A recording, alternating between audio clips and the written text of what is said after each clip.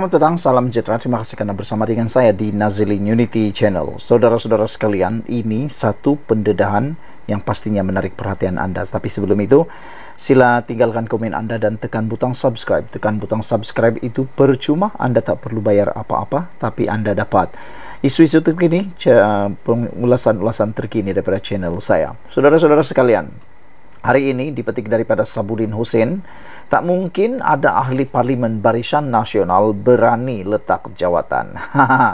Ini bagi membalas, ini bagi menjawab dakwaan kononnya ada meramalkan, termasuk pemimpin-pemimpin Perikatan Nasional, meramalkan kononnya Anwar Ibrahim akan tumbang pada bulan Ogos ini. Tapi nampaknya bulan Ogos dah nak habis-habis, dah nak hampir menjengua bulan 9, bulan September, tapi Anwar Ibrahim masih kukuh dan bertambah kukuh di kedudukan sebagai Perdana Menteri. Jadi petang ini kita nak tambah lagi perisanya yang akan menyebabkan orang akan lebih yakin bahawa kepimpinan Anwar Ibrahim tidak akan tumbang sehingga tamat penggal kali ini. Ini adalah penjelasannya, tidak mungkin ada ahli parlimen Barisan Nasional berani letak jawatan. Ini juga kerana ada walaun-walaun kata, mereka kata akan ada ahli parlimen daripada Barisan Nasional yang akan letak jawatan atau mengosongkan kerusi parlimen. Tapi sebenarnya tak mungkin mereka berani letak jawatan atau mengosongkan kerusi mereka. Entah sudah berapa kali, ini entah keberapa kali, entah sudah berapa kali keberapa, kini sekali lagi muncul kononnya perkabaran. Kononnya ada sejumlah ahli parlimen Barisan Nasional akan meletakkan jawatan dengan tujuan untuk menjatuhkan kerajaan perpaduan. Tak habis-habis mereka ni, tak habis-habis lah. Entahlah, sampai kiamat kali mereka tetap meratib kata-kata nista seperti itu. Kali ini dikatakan ada seramai 7 ahli parlimen BN akan berbuat demikian. Diberitakan mereka akan meletakkan jawatan bagi membolehkan pilihan raya kecil diadakan, dan selepas ahli-ahli parlimen berkenan menang semula, mereka akan segera bekerjasama dengan PN untuk menggerakkan pertukaran kerajaan. Yakinnya mereka boleh menang semula. Saya tak pastilah mereka boleh menang semula kah atau lebih kalah teruk, sebab kita sudah ada duluan, kita sudah ada pengalaman yang mana menunjukkan mana-mana ahli parlimen atau ahli Dewan Undangan Negeri yang mengkhianati parti, yang pindah parti, lompat parti, akan dihukum oleh para pengundi. Jadi sejauh mana mereka yakin mereka diundi semula, saya tak yakin, kerana kita sudah ada duluan, kita sudah ada contoh yang mana mereka yang lompat parti, mengkhianat parti akan dihukum oleh pengundi. Walaupun tidak disebut identiti siapa 7 ahli parlimen itu, mereka terbabit difahamkan ialah 4 dari Johor dan masing-masing 1 dari Pahang, Sabah dan sebuah negeri di sebelah utara. Memandangkan jumlah ahli parlimen BN hanya ada 30, iaitu 26 UMNO, 2 MCA dan masing-masing 1 daripada MIC dan PBRS, barangkali tidaklah terlalu sukar meneka siapa 7 ahli parlimen berkenan. Sebagai respon awal kepada perkara itu, Presiden UMNO Ahmad Zahid Hamidi mengatakannya, semuanya hanya kabar angin semata-mata. Kenyataan Zahid Hamidi itu boleh dikata hampir 100% adalah benar. Asas paling kukuh untuk menyokong kebenaran kata-kata Zahid Hamidi itu adalah kerana mereka tidak mungkin berani untuk berbuat demikian. Ahli-ahli parlimen berkenan bukan sahaja masih sayang dan dengan status ahli parlimen masing-masing, malah mereka juga takut kalah jika bertanding semula. Selama ini hidup mati mereka dalam perjuangan adalah dengan menumpang nama UMNO, bukan atas kekuatan peribadi yang dimiliki mereka. Kemungkinan mereka mampu menang semula jika bertanding atas tiket parti lain adalah perkara yang sukar untuk dijangka. Selebihnya pula, kalau diperhalusi identiti paling mungkin siapa 7 ahli parlimen terbabit, tiada seorang pun daripada mereka ini didapati memiliki hati yang keras, tegas, berani mengambil risiko dan punya rekod melawan yang boleh dibanggakan. Tak pasti dengan tujuan apa perkara itu diheboh-hebohkan kembali. Mungkin ada maksud tersirat yang berbagi atau berbagai di sebaliknya. Yang penting, Diharapkan pemimpin kerajaan perpaduan tidak terganggu dengan kabar angin ini. Tenang-tenang saja dengan perkabaran berulang-ulang ini. Mereka perlu lebih menumpukan sepenuh masa dan tenaga untuk memperbaiki lagi khidmat kepada rakyat, kerana cabaran politik yang sebenar selepas ini ialah PRU 16 yang akan berlangsung kira-kira 4 tahun lagi. PN juga sebaik-baiknya tidak usah terpedaya dengan memasang angin-angan lagi mahu menjatuhkan kerajaan di pertengahan penggal atau melalui tebuk atap sebagaimana yang pernah dilakukan pada tahun 2020 lalu. Sebaik berakhirnya PRN, banyak kerja harus mereka lakukan untuk memberi cabaran sebenar kepada PHBN dan kerajaan perpaduan dalam PRU 16 akan datang. Lupakan sajalah cerita-cerita mahu menjadi kerajaan dengan cara bukan melalui pilihan raya. Dalam apa jua perkara yang diimpikan, ia terlalu sukar menjadi kenyataan kalau tanpa disertai dengan keberanian. Ditulis oleh Sabudin Hussein, 22 Ogos 2023. Sekian dulu untuk kali ini. Jangan lupa tinggalkan komen dan tekan butang subscribe. Kita jumpa lagi. Bye-bye. Selamat petang, salam sejahtera. Terima kasih karena bersama dengan saya di Nazlin Unity Channel. Saudara-saudara sekalian, akhirnya satu pendedahan dan satu keputusan yang kita tunggu-tunggu selama ini daripada Khairi Jamaluddin akhirnya diumumkan dan pastinya akan mengejutkan Muhyiddin Yassin, Perikatan Nasional, dan tak silap-silap mereka akan kecewa. Ini semua gara-gara tindakan Khairi Jamaluddin akhirnya menyokong tindakan Anwar Ibrahim. Sebelum kita teruskan ulasan kali ini, jangan lupa tekan butang subscribe, itu percuma, Anda tak perlu bayar apa-apa untuk tekan butang subscribe di bawah video ini untuk membantu mengembangkan channel ini dan mendapatkan ulasan-ulasan terkini hangat daripada channel ini, dan juga tinggalkan komen Anda, share video ini. Baiklah saudara-saudara sekalian, kita digemparkan di Malaysia apabila baru-baru ini Datuk Seri Anwar Ibrahim, Perdana Menteri Malaysia, telah pun dilaporkan telah mengislamkan seorang saudara baru. Ianya telah mendapat pelbagai reaksi spontan daripada pelbagai pihak. Ada yang setuju, ada juga yang tak setuju. Yang menghairankan, kata netizen, apa yang menyebabkan mereka tak setuju, kata mereka. Sedangkan Datuk Seri Anwar Ibrahim pun seorang yang beragama Islam dan tidak menjadi kesalahan untuk beliau mengislamkan seseorang yang mahu memeluk agama Islam, kata netizen. Itu akhirnya disokong sendiri oleh Khairi Jamaluddin. Khairi akhirnya pertahan tindakan Perdana Menteri mengislamkan pemuda di Klang. Bekas Menteri UMNO Khairi Jamaluddin hari ini menyatakan sokongannya terhadap tindakan Perdana Menteri Anwar Ibrahim mengislamkan seorang pemuda di sebuah masjid di Klang baru-baru ini. Ekoran kejadian itu, kata Khairi, timbul kekicauan dan rasa tidak puas hati sesetengah pihak. Menurut Khairi, ada pihak beranggapan sebagai Perdana Menteri bukan tugas Anwar Ibrahim untuk terlibat dalam urusan agama. Malah ada yang menuduh sehingga mengaitkan langkah itu sebagai usaha kerajaan mendapatkan semula sokongan rakyat selepas berakhirnya pilihan raya negeri baru-baru ini. Kata Khairi Jamaluddin, saya nak mempertahankan Perdana Menteri dalam hal ini. Hanya kerana dia seorang Perdana Menteri, ia tidak menjadikan seseorang itu berhenti daripada menjadi Muslim, katanya dalam episod terbaru podcast Keluar Sekejap yang disiarkan hari ini. Ia dikendalikan secara bersama oleh Khairi dan bekas Naib Ketua Pemuda UMNO Malaysia, Sahrir Hamdan. Pada Jumaat lalu, Anwar bersembahyang di sebuah masjid di Klang dan terlibat membimbing seorang lelaki bukan Islam mengucap 2 kalimah syahadat. Tindakan itu mendapat bantahan setengah pihak dan dianggap kurang sesuai kerana melibatkan Anwar sebagai Perdana Menteri. PHBN sama-sama salah. Antara pihak yang bersuara menyatakan rasa kesal mereka ialah Dewan Perhimpunan Cina Kuala Lumpur dan Selangor serta bekas Timbalan Ketua Menteri Pulau Pinang P. Ramasamy.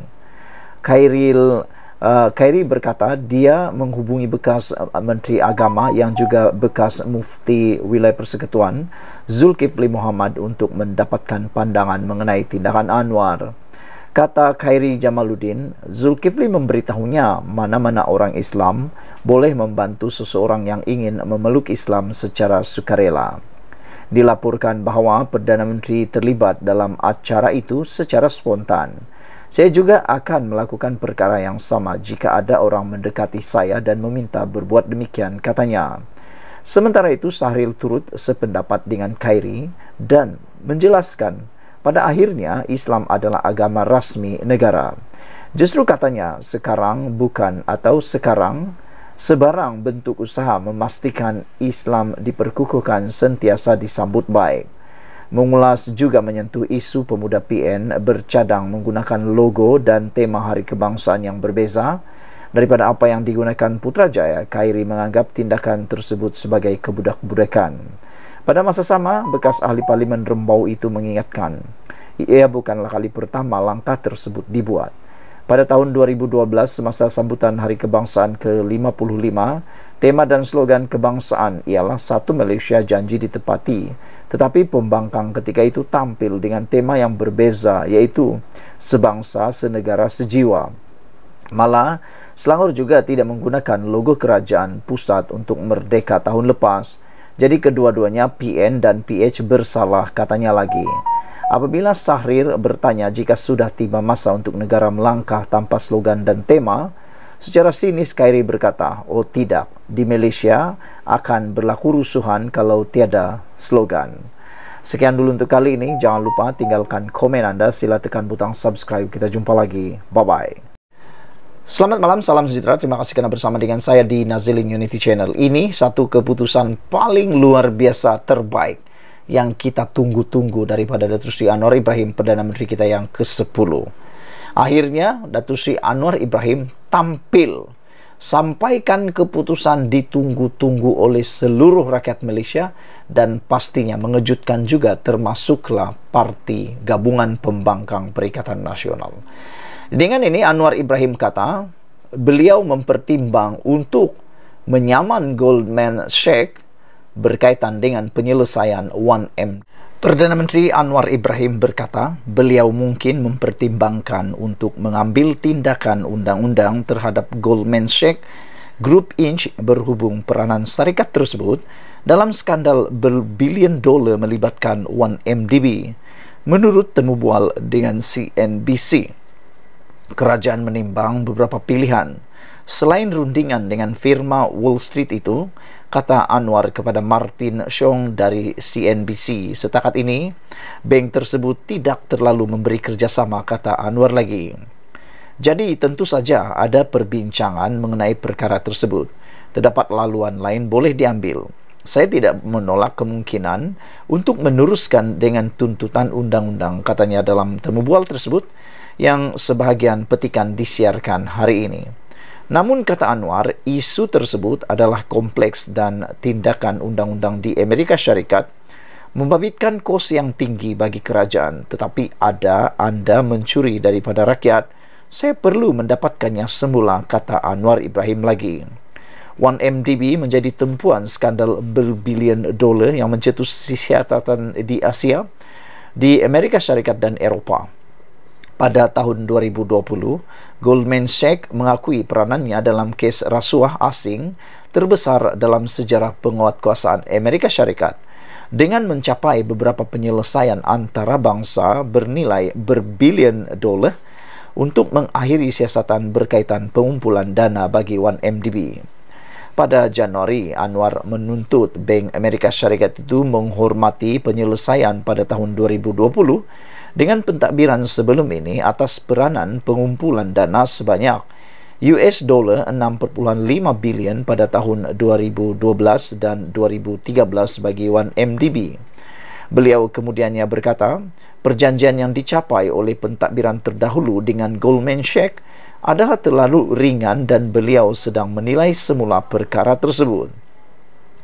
Penyelesaian yang diumumkan oleh pentadbiran terdahulu 3 tahun lalu memerlukan Goldman Sachs membayar US$2.5 bilion sambil menjamin pemulangan semula harta 1MDB bernilai US$1.4 bilion yang dirampas oleh pihak berkuasa di seluruh dunia.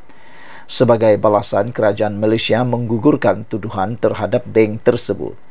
Goldman juga perlu membuat pembayaran interim sebanyak $250 juta. Jika Malaysia tidak menerima sekurang-kurangnya $500 juta dalam harta dan hasil menjelang Ogos 2022 menurut bank tersebut.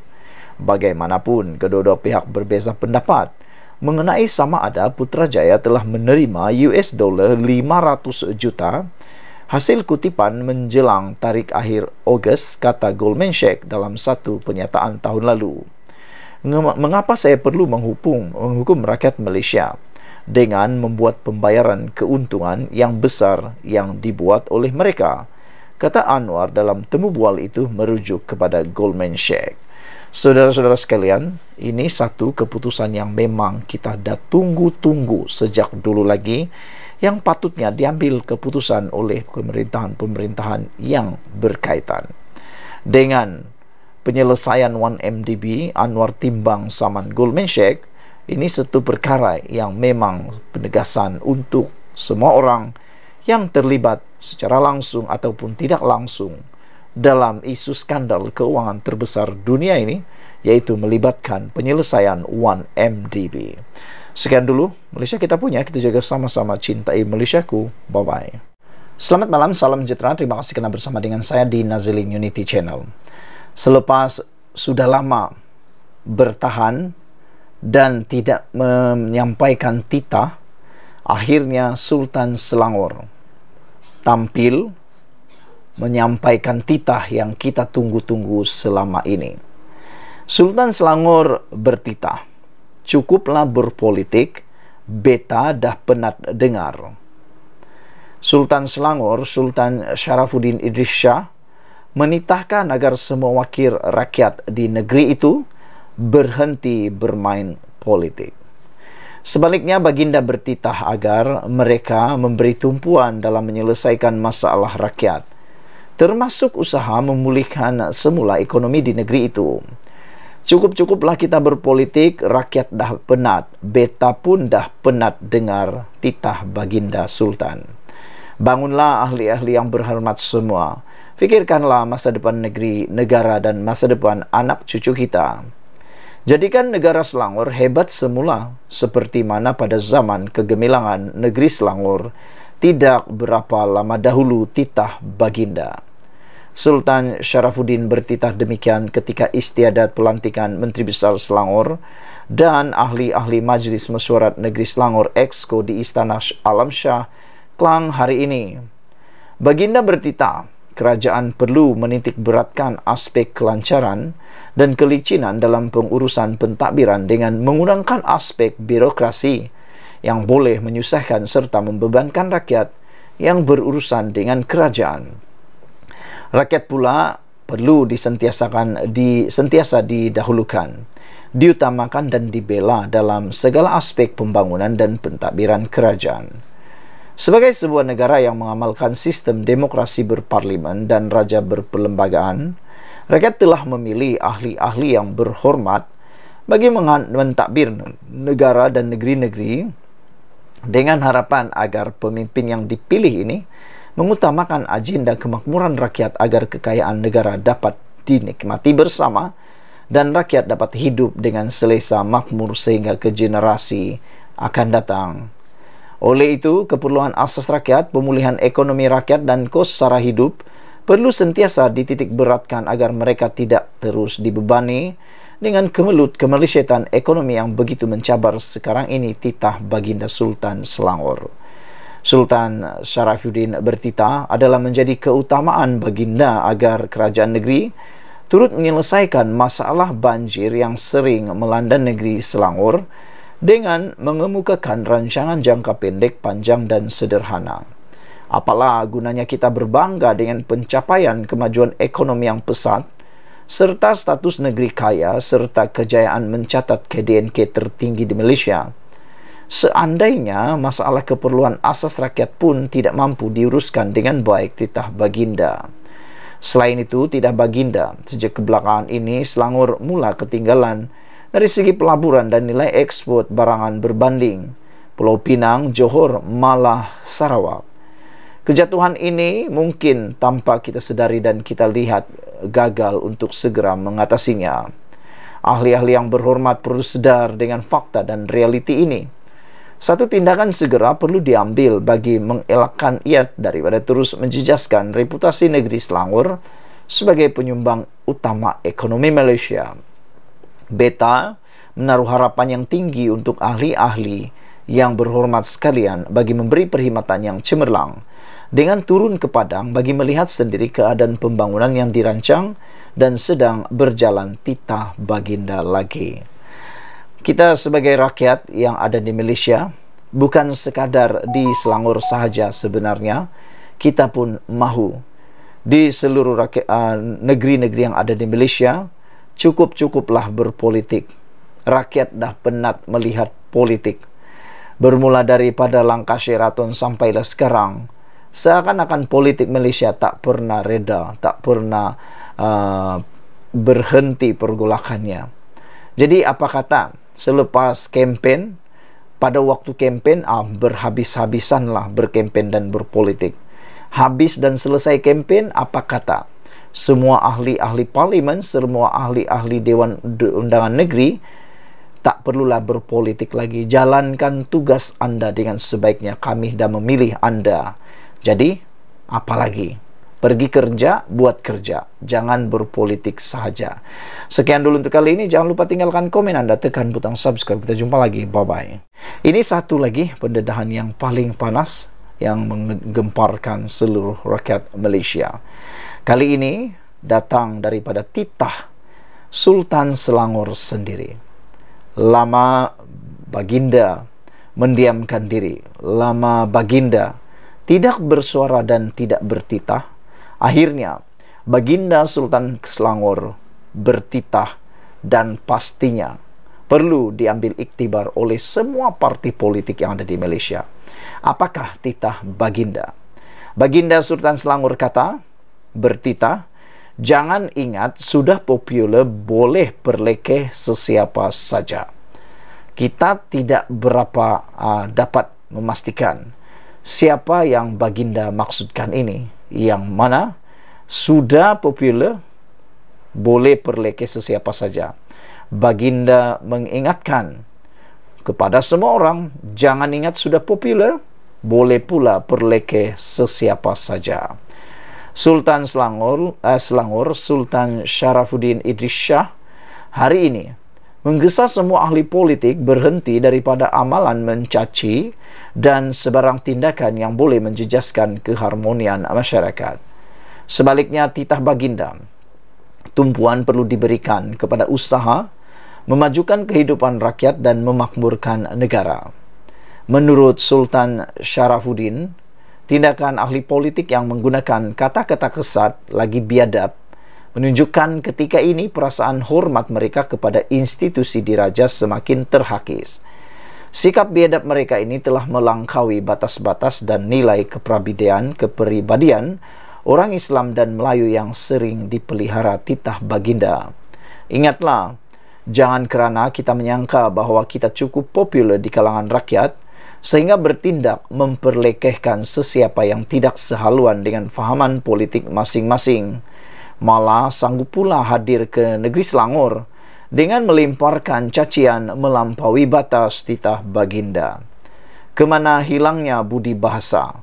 Ini bukan budaya kita, khususnya orang Melayu, untuk menghina sesiapapun khususnya di kalangan khalayak ramai titah baginda. Sultan Sharafuddin bertitah demikian pada majlis mengangkat sumpah jawatan Menteri Besar Selangor dan anggota Exco Kerajaan Negeri di Istana Alam Shah, Kelang hari ini. Adun Sungai Tua Amiruddin Syari hari ini diperkenankan oleh Sultan Sharafuddin untuk dilantik semula sebagai Menteri Besar Selangor buat penggal kedua. Peliharalah adab dan susila kita. Apatah lagi apabila kita bertandang ke negeri atau rumah orang titah Sultan Sharafuddin lagi. Pada 18 Julai lalu, Menteri Besar Kedah Muhammad Sanusi Maknur didakwa di Mahkamah Session Selayang atas satu pertuduhan mengeluarkan kata-kata menghasut berhubung pelantikan Amiruddin. Jauhi amalan rasuah, ahli jawatan kuasa PAS pusat itu berkata demikian semasa menghadiri ceramah politik di Stadium Selayang, Selangor. Sanusi mendakwa seorang sultan yang hebat tidak akan melantik orang seperti Amiruddin sebagai menteri besar. Selain menganggap Amiruddin sebagai cokia, Sanusi juga menggelar naib Presiden PKR itu sebagai inci pun tak berapa nak cukup. Ia mendorong pelbagai pihak termasuk ahli Dewan Diraja Selangor membuat laporan polis dan menggesa tindakan diambil ke atas Sanusi. Sanusi juga berdepan satu lagi pertuduhan membabitkan institusi diraja apabila dia didakwa mengeluarkan kata-kata menghasut berhubung isu penubuhan kerajaan perpaduan. Dia didakwa mengeluarkan kenyataan menghina yang di-Pertuan Agong apabila mempertikai penubuhan kerajaan perpaduan yang kononnya tidak dititahkan Seri Paduka Baginda. Sanusi, 48 tahun, mengaku tidak bersalah atas kedua-dua pertuduhan berkenaan. Sultan Syarafuddin turut bertitah, semua wakil rakyat perlu menjaga integriti masing-masing dan hal itu sudah diperingatkan oleh Baginda berkali-kali. Pun begitu titahnya, ia perlu ditekankan sekali lagi agar ia tiada perbuatan yang tidak diingini berulang. Jauhilah diri dari segala perbuatan rasuah dan penyalahgunaan kuasa bagi kepentingan diri sendiri atau pihak-pihak tertentu semasa melaksanakan tugas mentadbir negeri, titah Baginda Sultan Selangor lagi. Yang menariknya dalam titah Baginda ini ialah peliharalah adab dan susila kita. Apatah lagi apabila kita bertandang ke negeri orang atau rumah orang, titah Sultan Syarafuddin. Saudara-saudara sekalian, kemana hilangnya budi bahasa? Ini bukan budaya kita, khususnya orang Melayu, untuk menghina sesiapapun, khususnya di khalayak ramai, kata atau titah Sultan Selangor. Ingatlah, jangan kerana kita menyangka bahawa kita cukup popular di kalangan rakyat sehingga bertindak memperlekehkan sesiapa yang tidak sehaluan dengan fahaman politik masing-masing, malah sanggup pula hadir ke negeri Selangor dengan melemparkan cacian melampaui batas titah Sultan Selangor. Pada 18 Julai lalu, Menteri Besar Kedah Muhammad Sanusi Maknor didakwa di Mahkamah Session Selayang atas satu pertuduhan mengeluarkan kata-kata menghasut berhubung pelantikan Amiruddin. Sanusi mendakwa seseorang sultan yang hebat tidak akan melantik orang seperti Amiruddin sebagai menteri besar. Selain menganggap Amiruddin sebagai cokia, Sanusi juga menggelar naib Presiden PKR itu sebagai inci pun tak berapa nak cukup. Ia mendorong pelbagai pihak dan yang paling mengejutkan kita, termasuklah ahli Dewan Diraja Selangor, membuat laporan polis dan menggesa tindakan diambil ke atas Sanusi. Sanusi berdepan satu lagi pertuduhan membabitkan institusi diraja apabila dia didakwa mengeluarkan kata-kata menghasut berhubung isu penubuhan kerajaan perpaduan. Sekian dulu untuk kali ini. Jangan lupa tinggalkan komen Anda, tekan butang subscribe. Kita jumpa lagi. Bye-bye. Selamat petang, salam sejahtera. Terima kasih karena bersama dengan saya di Nazilin Unity Channel. Saudara-saudara sekalian, ini satu kejutan luar biasa daripada anak Datuk Seri Anwar Ibrahim, Perdana Menteri kita, yaitu Nurul Izzah. Lama tak bercakap, lama tak muncul, bahkan tidak dicalonkan dalam pilihan raya PRN 2023 yang lepas, dan disangkakan, ramai menyangka bahawa Nurul Izzah mungkin akan dicalonkan di Dewan Undangan Negeri di Pulau Pinang ataupun di Selangor atau Negeri Sembilan. Namun demikian, apa yang berlaku, tidak dicalonkan. Kenapa? Mungkin beliau memerlukan masa rehat kerana kita tahu beliau baru saja melahirkan cahaya mata beberapa bulan tahun lepas kalau saya tak silap, dan mungkin ini waktunya untuk muhasabah diri. Walau bagaimanapun, kita memang menanti apa yang mahu dikatakan atau apa ulasan komen daripada Nurul Izzah apabila PRN selesai. Sebab kita tahu Nurul Izzah mempunyai aura yang sama seperti bapaknya, yaitu Anwar Ibrahim. Beliau mempunyai kredibiliti, aura, dan integriti yang hampir sama seperti Anwar Ibrahim. Dan saya tidak heran dan saya pun tak akan terkejut kalau satu hari nanti Nurul Izzah boleh menjadi Perdana Menteri wanita pertama di Malaysia. Dan kita akan berbangga kalau itu yang berlaku, karena kita juga meyakini bahawa wanita boleh membawa Malaysia satu tingkat lebih maju lagi. Naib Presiden PKR Nurul Izzah Anwar baru-baru ini menyarankan kerajaan agar segera menambah baik komunikasi kerajaan dalam menyampaikan maklumat kepada rakyat. Sesuai dengan kebimbangan Nurul Izzah, aspek komunikasi adalah perkara nombor 1 perlu segera dirombak. Ini amat diperlukan menurut Sabudin.com. Katanya, perkara itu perlu dilakukan selain untuk mendepani serta melawan politik ekstremisme dan rasuah yang terus menyengat. Ia juga perlu dalam usaha untuk melaksana agenda reformasi, memastikan ekonomi rakyat bertambah baik, mendekati dan menjiwai anak muda serta pengundi wanita, kata Nurul Izzah.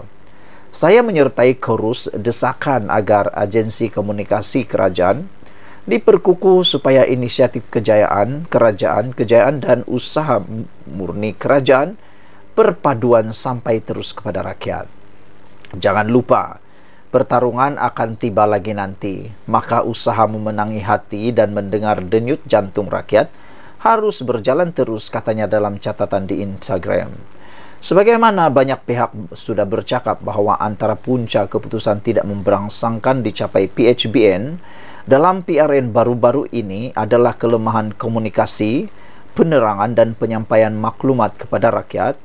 Nurul Izzah juga nampaknya sedar hakikat tersebut. Seiring dengan saranan serta kesedaran Nurul Izzah ini, saya ingin berkongsi pengalaman yang tanpa sengaja saya lalui sehari sebelum pengundian PRN baru-baru ini. Ketika menghadiri sebuah jamuan di rumah seorang kenalan pada Jumaat malam 11 Ogos lalu, sekumpulan orang antara 6 atau 7 orang yang duduk semeja dengan saya berbual-bual tentang pengundian yang akan berlangsung pada esok harinya. Seorang daripada mereka berkata, harapannya ialah mahu melihat keputusan PRN itu nanti mampu menjatuhkan kerajaan perpaduan pimpinan Anwar Ibrahim. Mereka yang lain yang mendengar kata-kata itu nampaknya bersetuju dengan perkara itu dan mengangguk-angguk sambil menikmati makanan yang dihidangkan. Saya kemudian menyampuk dengan mengatakan PRN ini hanya pilihan raya peringkat negeri dan tidak mungkin atau tidak mampu menukar kedudukan kerajaan di kerajaan pusat atau peringkat pusat, biar apa sekalipun keputusannya. Seorang yang lain pula berkata, masalah utama PH ialah mereka tidak ternampak berbuat apa-apa sejak 8 bulan memegang kuasa, dan itulah sebabnya pertukaran kerajaan begitu diperlukan. Ketika itu saya tidak membalas panjang, cuma berkata, banyak sebenarnya yang dilakukan kerajaan.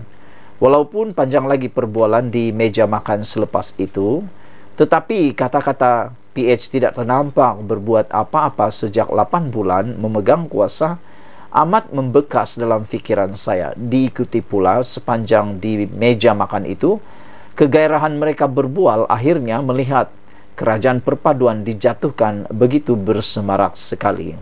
Sejak itu saya sering berfikir, kenapa masih ada yang sampai tidak nampak apa yang dilakukan oleh kerajaan untuk rakyat sejak 8 bulan lalu? Apakah mereka memang sedia membenci PH atau Anwar, lalu menutup mata dan telinga kepada apa juga maklumat yang diterima? Apapun keadaannya yang nyata, inilah satu petanda lemahnya komunikasi dan sistem penyampaian maklumat daripada kerajaan kepada rakyat. Kalau maklumat sampai kepada mereka, tidak mungkin ada seseorang yang waras, akal dan berakal tergamak untuk berkata, PH tidak nampak berbuat apa-apa secara terbuka, walhal banyak sekali kebaikan di depan mata telah dilakukan oleh kerajaan perpaduan ini. Sama ada mereka membenci PH, tidak menonton televisyen, tidak membaca akhbar atau tidak memiliki akaun media sosial, sepatutnya mesti ada kaedah bagaimana sesuatu maklumat dan kebaikan kerajaan dapat disampaikan kepada rakyat. Jika maklumat tentang tarik puasa atau hari raya boleh sampai kepada rakyat, tak kira walau di mana mereka berada, tidak ada sebab kebaikan kerajaan atau jawapan kepada fitnah-fitnah tidak boleh disampaikan. Bukankah kerajaan ada pelbagai saluran media, daripada televisyen, radio, akhbar, portal berita, media sosial dan pelbagai lagi. Selain itu, ada pula pelbagai jentera parti berkaitan komunikasi dan penerangan, di mana semua itu dalam membantu kerajaan. Ringkas cerita, susulan serangan berpenjangan kepada kerajaan perpaduan sejak 8 bulan lalu diikuti keputusan PRN 6 negeri baru-baru ini.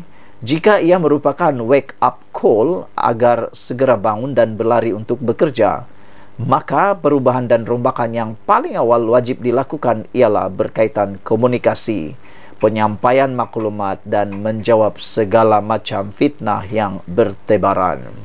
Dalam konteks komunikasi tersebut, mereka yang sedia ada daripada yang berjawatan menteri, ketua agensi, ketua pengarah dan lain-lainnya, semua itu harus segera diperbaiki, ditukar, diganti atau dipecat mengikut keperluan dan kesesuaian, asal Anwar dapat dielakkan daripada ditumbangkan. Tanpa keberanian melakukan sesuatu yang drastik dan luar biasa, keputusan PRU 16 4 tahun lagi tidak akan jauh berbeza dengan PRN baru-baru ini. Ditulis oleh Sabudin Hussein 19 Ogos 2023. Sekian dulu untuk kali ini. Jangan lupa tinggalkan komen Anda, tekan butang subscribe. Kita jumpa lagi. Bye-bye.